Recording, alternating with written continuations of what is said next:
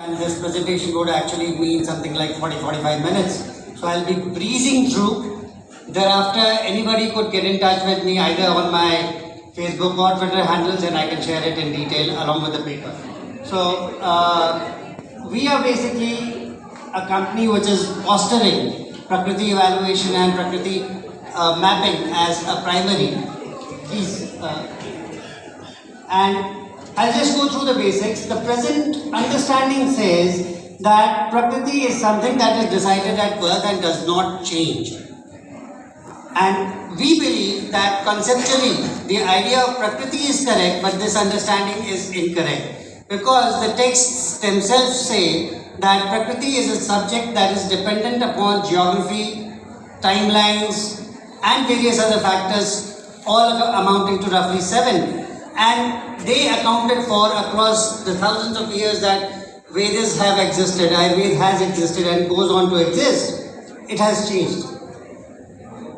For example, this very first slide puts across a vegetation map which is for something like AD 1000 and the present vegetation map. If you look at just one element of Africa's, it was heavily vegetated and now it is not. So the concept is very correct. The guidelines as far as the samhitas are there are very correct that yes, Prakriti is there. But the understanding that it does not change is wholly wrong.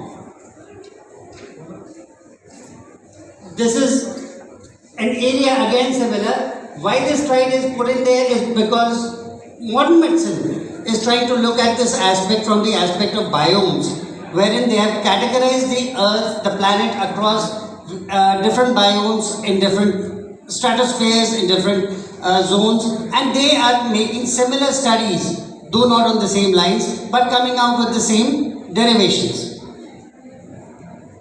So when we do this, we need a matrix. When we do a mapping, when we want to kind of do some calculations, we need to assign matrix, and the purpose is to avoid a confusion. There is a need for standardization. There is a need for clear communication and of course adjudication of appropriateness.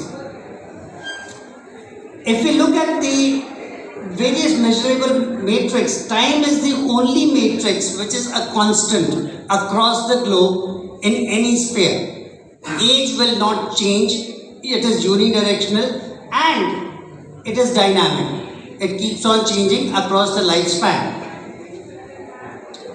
Now, this is one slide I would want to explain in detail. This is mathematical, statistical, everything, and it goes on to relate to the modern genetic variables that are possible. If you mathematically just look at the possibility of there being 5 Panchmahabhut, 6 dosh, and therefrom you are deriving further 7 factors as in geography, time, age, other things that I listed, and look at the various permutations and combinations across gender, across geographies, you will arrive at a probability of numbers which is almost infinite to say. But since there are numbers, there would be a finitude to it. Excuse. The software that is working is based on assumptions that time is a dynamic constant. Vedic scale of lifespan is 121 years.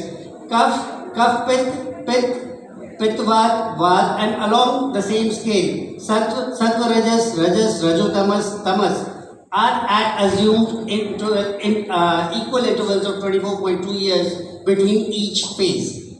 There is also a concept of reverse time scaling, which I'll shoot from here, and it's the slide number 23. The software works on these drawings by picturizing the results on similar patterns as these pie charts, these graphs. Please take to slide number 23.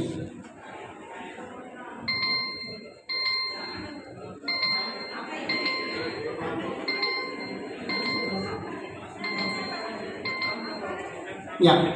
So, when I talk of reverse time scaling, it is good enough an idea to understand the development of fetus while in the womb.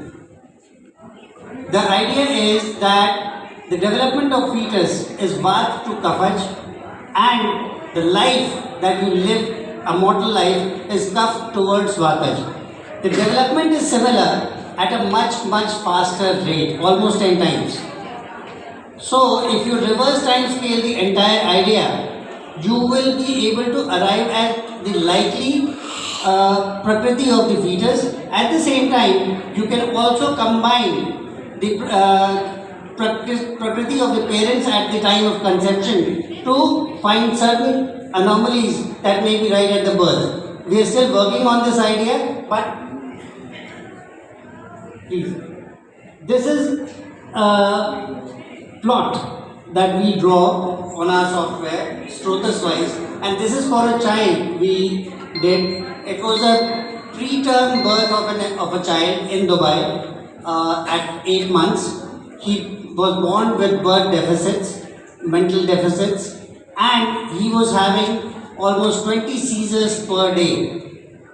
Based on this mapping, we went through the treatment protocols, classical Ayurvedic protocols, no new medications as introduced, but very limited medications. Kumar Kalyan and Chaturmukh being the only two specific drugs, and Brahmi Grid being a support medication. We could bring down the number of seizures from 15 to 20 per day to 1 seizure in 15 days, or to say roughly 1.5 seizures in a month across the time span of 1 year.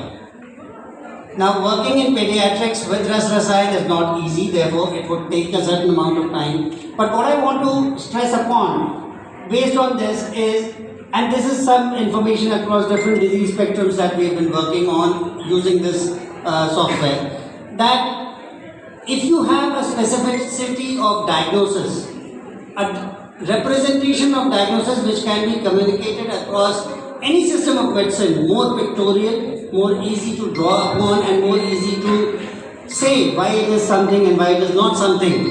Perhaps the quality of medical practice, at the same time medical communication across different systems of medicine, across different languages becomes very easy. We are working along with Ayurveda Health Iceland, another company based in Iceland, on further taking this software from level 1 to until level 7 as it is planned, and we look forward to integrating geological and geographical data internationally onto this platform to actually come and arrive upon what should be the essentials of diagnosis when it comes to Prakriti analysis. Thank you.